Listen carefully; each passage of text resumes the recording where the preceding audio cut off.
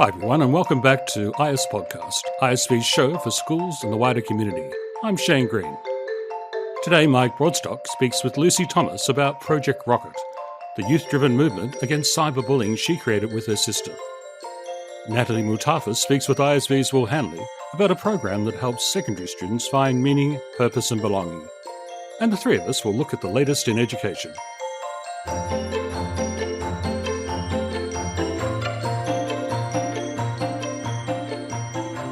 When I was at school, I dealt with my fair or unfair share of bullying, and to be honest, it still affects me today. So I've always kept an interest in anti-bullying programs, especially now that I have kids of my own. Project Rockit, that's Rockit, not Rocket, is a youth-driven movement that empowers school students to stand up to bullying, hate and prejudice, instead of standing by and watching. Today, I have the pleasure of speaking with Project Rockit CEO and co-founder Lucy Thomas about their approach, kindness. Welcome to the show, Lucy. Hi, Mike. Thanks for having me. So, how did Project Rockit come about and what drove you to act?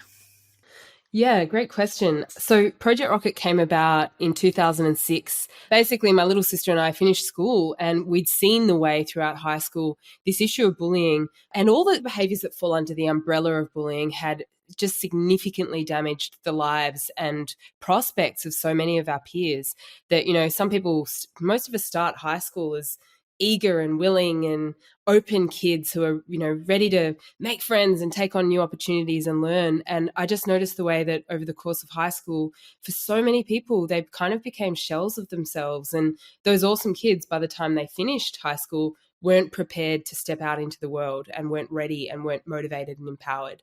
So my sister and I had observed that. And also we'd felt really patronized in high school when it came to the issue of bullying. At the time, and I think we've really pushed the needle a lot in how we engage with young people on matters that affect them most. But at the time, we'd had people, come and talk to us, just tell us not to bully. Or, when it came to technology, they just attempted to terrify us all.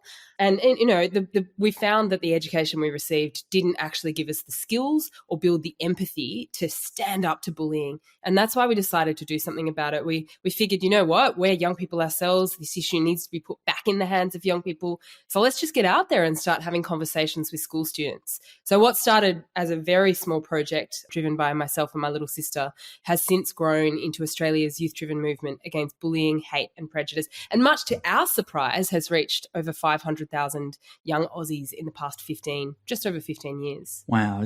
What's the journey been like for you, seeing that growth?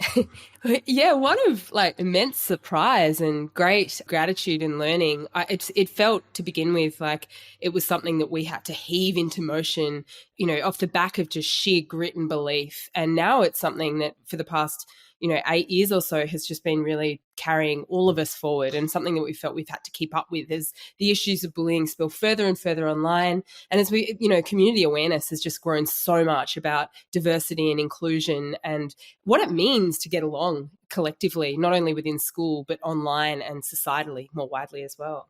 So yeah, it's been an experience of growing momentum, surprise, great curiosity, and yeah, it's just been absolutely amazing. So you go out into schools and you get up in front of students in a school hall. What's your message for them and how do you tell it? Project Rockit is, for starters, built on a vision of a world where kindness and respect thrive over bullying, hate and prejudice, and every young person is free to realise their potential. So although we're typically booked to go into schools to run workshops that tackle bullying, our message is much more strengths-based and much more about kindness and respect and what it means to stand up for the issues and values that we embody in this world. So it's much more about uniting the peer group rather than, drawing out labels of bullies and victims and that kind of thing. When we decided to start heading out into schools, we decided that we weren't going to opt for a fear-based approach. We weren't going to lecture young people or perpetuate messages that technology is a weapon. Instead, we were going to make sure that people had the opportunity to exercise their voice, to be seen in front of their peers as leaders, to share a laugh, and ultimately to build a connection with people in their year level that they might otherwise have never have seen before that moment. So that next time, someone in your year level is struggling, being bullied, or just needing support, you're actually motivated and equipped with the strategies to do something about it. So how do students react to these messages? With great surprise, actually. I think when you're told you're about to do a workshop tackling cyberbullying, you expect the worst. We tend to get some death stares and eye rolls and side clicks when they realize that that's what we're here to talk about. But we love to trick students into having a really positive experience when it comes to these issues. The workshops themselves are extremely interactive. They really hand the conversation back to the student audience. And because we're not trying to come up with all of the answers ourselves as presenters, I think that creates a great level of ownership among students. And so often the most common piece of feedback we get is, I was dreading this session. I thought it was going to be the worst. And actually it turned out to be the most memorable moment I've had so far in school, because I actually got to step out from the group and be myself, which is absolutely awe-inspiring to me, because I think it takes such courage for students to do that. So in my day, the bullying ended at the school gate. I could recharge at home, but today kids have mobile phones and social media, so there might not be a safe place for them at home to retreat to. That's probably even changed since Project Rockit started in the first place. How does Project Rockit respond to cyberbullying? Well, back in 2006, when we launched Project Rockit, Facebook had been founded only 2 years earlier. So the biggest and really the original social media platform was still in diapers. And it's quite incredible, having watched the explosion of digital technology, social media, and just the way that we're communicating with each other and connecting more broadly. Technology is an incredible tool for young people to exercise their civic participation and build global worldviews and find their community, find belonging and acceptance. But as we know, it can also be an alienating experience being online because of cyberbullying, as well as because we set up unhealthy comparisons for ourselves. We might spend so much time online that we don't actually have a broader perspective on the world. And so for us, I think you're absolutely right that, this issue has really changed. I think it's an incredible challenge for educators to address this issue, because it spills outside of the school. And it's not super clear who governs the issue of cyberbullying. We have people pointing to social media platforms and schools and policy to do more. But ultimately, our take is that that's why it's even more important that we empower young people to take ownership and to take responsibility to be the custodians of the communities that they're creating. So my take is that now more than ever, yes, it's important that educators are doing their bit. Social media platforms need to do a lot better. We can be providing greater policies to guide our experiences online. But at the end of the day, we need to equip young people with digital literacy and with the kind of vision of what the digital world can be. So much more than just gaming and entertainment and fun and hanging out and posting Instagram videos or TikToks or whatever. It's about extending who we want to be and the world that we want to see, and starting that with every click, comment, post, share, and so on. When I tell people I was bullied at school, it feels like a confession, even though I did nothing wrong. But at the time, I didn't tell my parents, probably for the same reason. I felt embarrassed or even ashamed.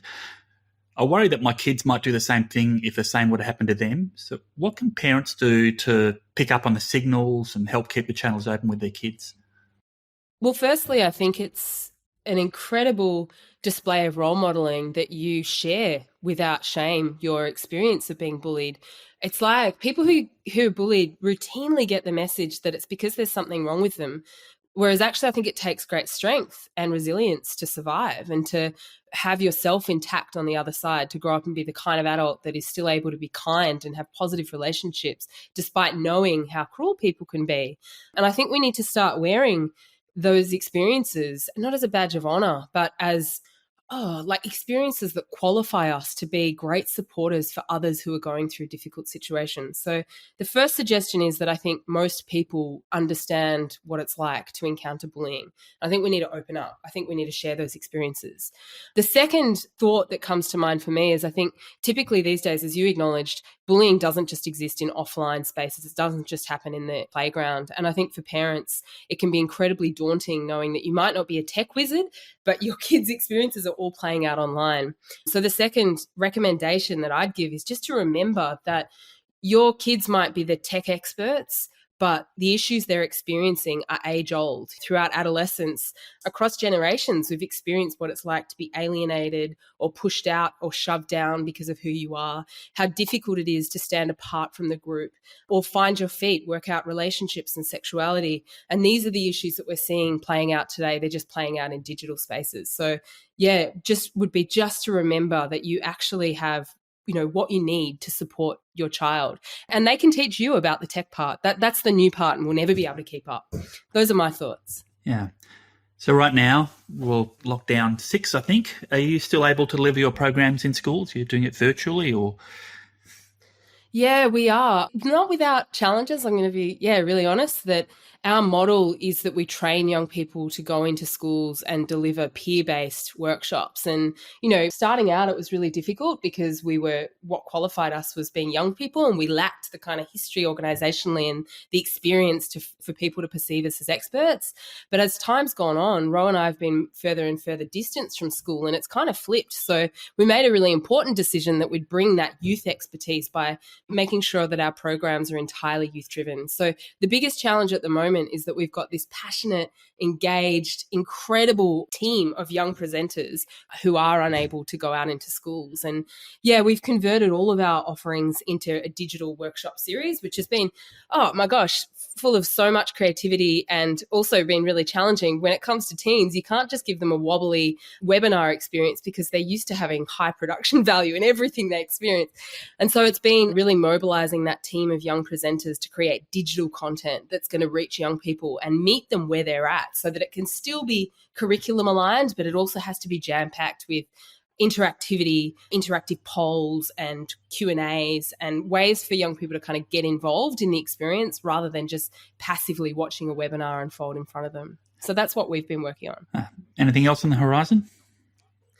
Oh, one exciting thing that we have happening at the moment, I'm naming it because it's a free opportunity, so you don't need any resources whatsoever to participate. We've teamed up with Facebook and Instagram to deliver our Project Rockit Digital Ambassadors program, which is uniting thousands of Year 7 students all over the country through a series of online events that empower every student with the skills not only to challenge cyberbullying, but to create an online world that we're proud of. So the events are dropping each week throughout the rest of term 3 and perhaps into term 4. We'll see how we go. And details are on the Project Rockit website. You can bring along your whole Year 7 class. They're heaps of fun. And that website? www.projectrockit.com.au. Fantastic. We'll put a link to that in the description of the show as well. Thanks very much for joining us, Lucy.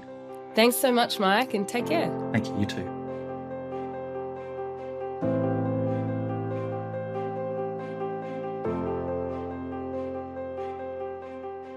I'm bored, stressed and tired. Sound familiar?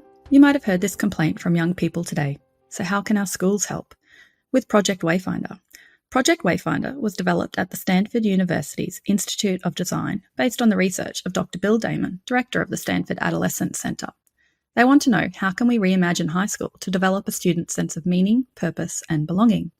The research from Wayfinder is showing that our young people are stressed, not just because they have too much to do, but because they don't know why they're doing it.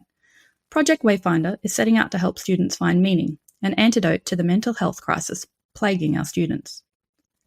Will Hanley works in our innovation team at Independent Schools Victoria. He's an accomplished educator, previously holding leadership positions including head of department and head of house. He's passionate about helping young people to strive and thrive in their lives, challenging them to work towards contributing to society. Will is the lead on Project Wayfinder for ISV and joins me today to explain a little more about Wayfinder. Hi Will, thanks for joining us today. No worries, Nat. Thanks for having me. So you lead one of the relatively new projects at ISV, Project Wayfinder. That's a program out of Stanford University, isn't it? That's right. It comes from Stanford University's D School, which is the design school at Stanford University. They work on multiple projects in education, and Project Wayfinder was one of them. So Project Wayfinder has 2 different programs, Belonging and Purpose. Belonging is all about looking inwards to the self, and then Purpose is all about going outwards. So Purpose is a stable and generalized intention to accomplish something that is both meaningful to the self and consequential to the wider world. And this is what these 2 programs work on. So is this for students or is it for teachers or anyone, or what's the deal? So we provide Project Wayfinder for students in years 7 to 12. So the Belonging program is for students in years 7 to 9, and the Purpose program is for students in years 10 to 12. We're also introducing Making Meaning for Educator Wellbeing, which is a course designed for educators or adults to help them rediscover a sense of purpose and belonging in their lives. So do the students have to have done the belonging part before they can move on to the purpose, or is it kind of interchangeable? Yeah, it's interchangeable. So there are 6 years of curriculum that can stand alone, or they can work in conjunction with each other. So schools can choose to implement one of the 3 years of belonging, or 2 of the 3 years of belonging, or all of the 3 years of belonging, and the same with purpose. It's really up to the school. We make it really achievable for them to implement the programs, making it easy for students to understand what they're doing. We work with schools' timetables to assist them. So whether it be as part of a pastoral care program or part of their curriculum, part of an extracurricular activity. We also have schools implementing it as part of seminars outside of school. So we have lots of schools who go on camps or retreats, and they've been implementing these programs as part of those camps or retreats. Oh, awesome. So it sounds really versatile in the way it can be delivered. Absolutely. And as I said, we work with the schools to implement it in whichever way works for them as well. Okay. And are there any kind of like real life examples you can give us of how the students would implement this in their life once they've done the course?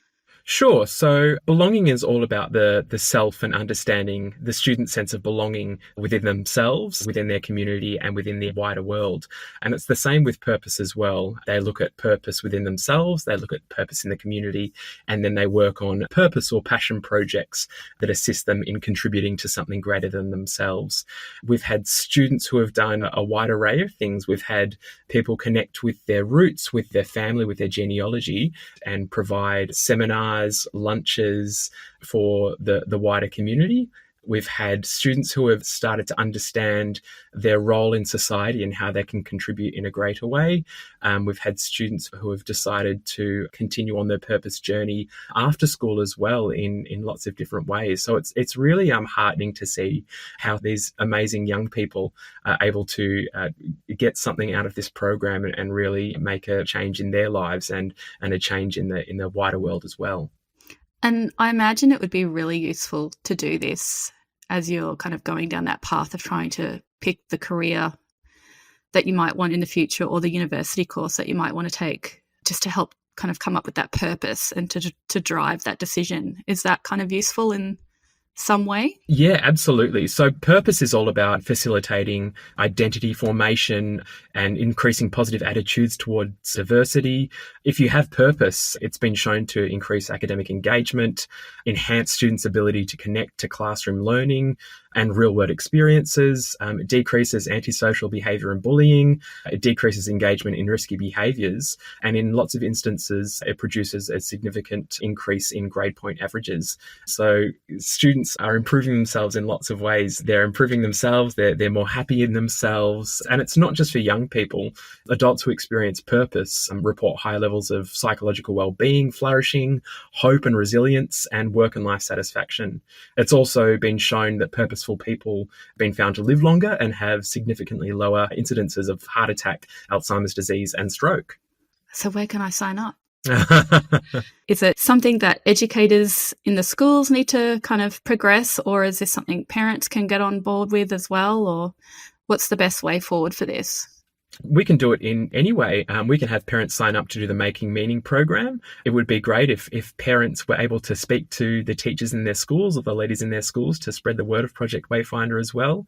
We find the teachers who undertake the Project Wayfinder training have significant changes in their attitudes towards their careers and their connection with students as well. So it's been really interesting to see that journey of educators who undertake the Project Wayfinder training, and then they go and spread the word with their students as well and give them these fantastic programs to help improve their lives and create this sense of belonging and purpose in young people's lives, which is what I think we all want as educators. We want to make a difference, and we want to see kids thrive and really live a life full of meaning and purpose. So What's next for Project Wayfinder? Is it something that it's continually developing, or is it we're going to look at younger age groups?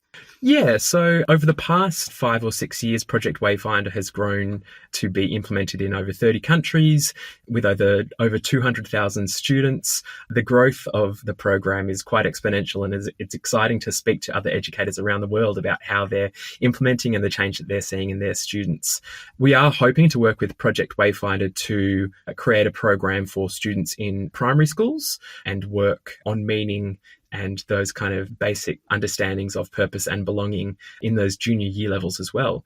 Just because there is not a specific curriculum for those primary age students doesn't mean they can't be involved in Project Wayfinder. One of the great innovations in the past year with Project Wayfinder is the Waypoints program and the Wayfinder activity library. So the Waypoints program is built into the online app where students take a survey each week. And these questions in the survey are aligned with CASEL pillars of mental health and wellbeing. CASEL is the Collaborative for Academic, Social and Emotional Learning. And with Waypoints, it collects students' responses and charts and graphs to make it simple to check on how students are feeling and to check in and stay on top of their mental health and wellbeing. Educators are able to view issues or patterns in students that they may not see otherwise, and we're able to break down data for individual students, classrooms, schools, or in your wider district. So that must give them a really good insight into like what the students are feeling and thinking. Yeah, absolutely. It gives a great insight into student needs, and it works in tandem with the Wayfinder Activity Library to provide the right experiences for students in schools. So the Wayfinder Activity Library is a library of 500 different activities for educators to deliver to their students, and each of these activities align with CASEL standards as well. So you can be rest assured that everything that is delivered in Project Wayfinder is research-backed and has a strong support from educators all around the world as well. So you have done the course yourself and you're a facilitator. Is there any insights that you can give anyone that might be listening now on how we can all lead a life with meaning and purpose? So Bill Damon, who is a professor at Stanford University, his understanding of purpose is that purpose is a stable and generalized intention that is both meaningful to the self and consequential to the world, are greater than the self. I think purpose and belonging is all about looking inwards to ourselves to go outwards. I think it's all about asking questions about what makes you happy, what brings you joy, how can we illuminate our character strengths, how can we use what we love, what we're good at, and a need we see in the world. How can we kind of use those three to help move society forward? That's great. It's something that I think as a parent and then as someone looking at, the future with schooling and then careers, everybody can kind of benefit from something or take something away from doing this course, it sounds like. So yeah, it sounds really interesting. Yeah. It not only supports our students, but it supports educators as well to be change agents in their communities and equips them with the skills to navigate their lives with purpose and to have that real sense of belonging. That's wonderful. Thanks, Will. Thanks for your time. No worries. Thank you for having me, Nat. So we send out an update to schools each week with education-related news. What's come across your desks? Well, there's a really interesting report from UNICEF Australia. They've just surveyed 1,000 parents across the country. 2/3 have said they would vaccinate their children tomorrow if they could. Really? Yeah, they also want their kids back at school. Just over half said they would like them back learning face-to-face, even during lockdowns. Oh, I know how tough it can be having kids at home. Yeah. I also came across this report from academics Monash, Stanford, Exeter and the University of Queensland. They say we need to reimagine, recreate and restore how we teach children about environmental issues. Which is timely given the release of the IPCC report. That's right. They're calling on global leaders to help make sure the next generation is ready to respond to the climate emergency. So not just educating them about the science, but helping them see through fake information so that they can understand and respond appropriately to warnings about the climate emergency. Victorian Minister for Youth Ros Spence is asking young people to help the government implement Victoria's new youth strategy. They're looking for people aged 12 to 22 who are passionate and vocal about local issues. So if you know someone like that, or that's you, let them know. They can apply to represent their communities as part of the 2022 Victorian Youth Congress. Applications are open from the 9th of August to the 13th of September. We'll put a link in the show description. The Australian government wants school leavers to take advantage of a free service that helps them understand their career options. The School Leavers Information Service has information about further study, upskilling, or going straight into the workforce. I'll link to that in the description too. No doubt there will be articles about careers coming up on their parents' website too, Shane. That's right, Mike. Careers expert Helen Green has great advice for school leavers. Her recent guide to navigating university open days has been very popular. With lockdowns and a return to remote learning back on the scene, we've seen many families turning to the parents' website for support and advice. Now, these are tough times for families, and we have a tremendous range of resources to support them. We also have a free webinar coming up with Dr. Jared Cooney-Horvath, who IS podcast listeners will remember from our interview last episode about cognizance. That's right, and Jared will go through some fun, interactive activities for both parents and their teens that explore how the brain develops and changes during early adolescence and early adulthood. And there's some new student art on display as well, Nat. Yes, ISV has launched the Student Art Exhibition for 2021. There are 60 artworks from 6 Victorian independent schools on display celebrating creativity amid COVID. You can look at the works online at IS Artworks, and we'll put a link to that in the description. And you'll be able to see them in person at ISV's gallery in Docklands as soon as COVID restrictions allow. And that's it for episode 4 of IS Podcast. We're going to leave you with Forget Me Not, an original work by a Year 11 student at Mount Scopus Memorial College, recorded by him and mixed by his teacher.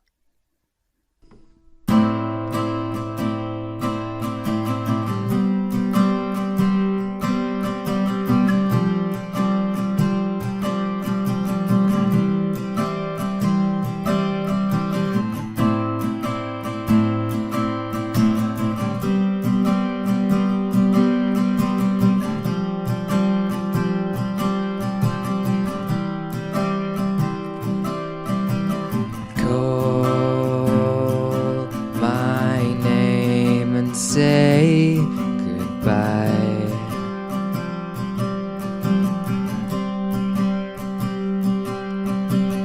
We never did see eye to eye.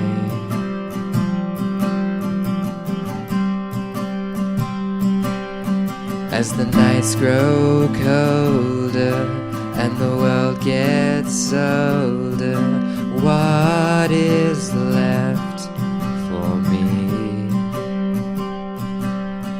When the heroes crawl and the angels fall and drown into the sea. Forget me not, forget me for the day, forget the dreams you'll never make. Forget my love, forget my self-control, forget the reasons you come and go. Caught in your storybook of time.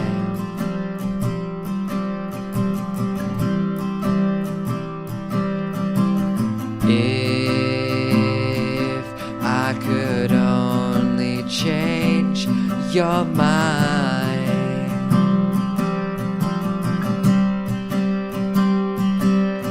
when the clouds they stay and the windows break and I drown in your ecstasies,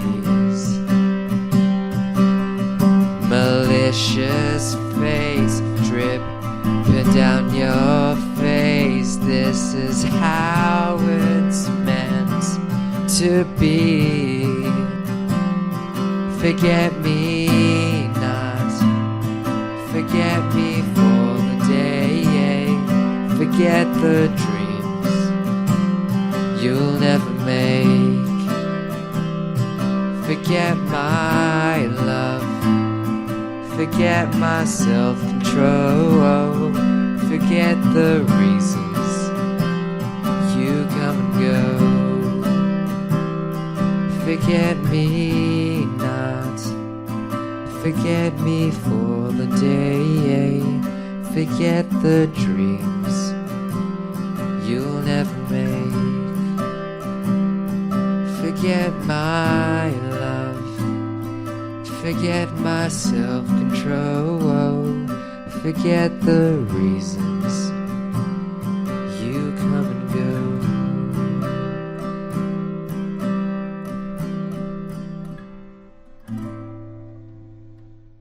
IS Podcast is brought to you by Independent Schools Victoria. It's produced and recorded by Greg Lawrence and Duncan McLean and presented by Michael Broadstock, Shane Green and me, Natalie Moutafis. Our podcast theme was composed and performed by Duncan McLean. You can find transcripts of our shows with links to what we've discussed at podcast.iseducation.com.au. You.